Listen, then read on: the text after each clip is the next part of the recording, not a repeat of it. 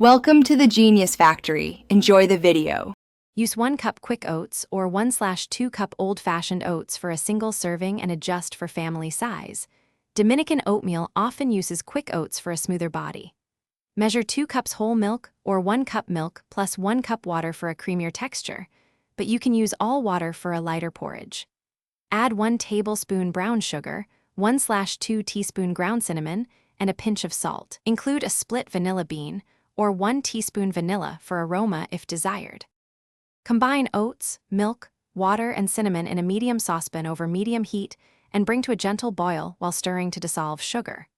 Reduce to low and simmer gently for 8 to 10 minutes, stirring often to prevent sticking and to achieve a creamy consistency. Old-fashioned oats may need 10 to 12 minutes.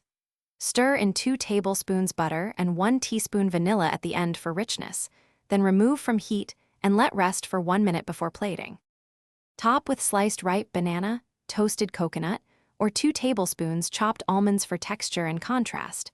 Dried fruit such as raisins or prunes works well too.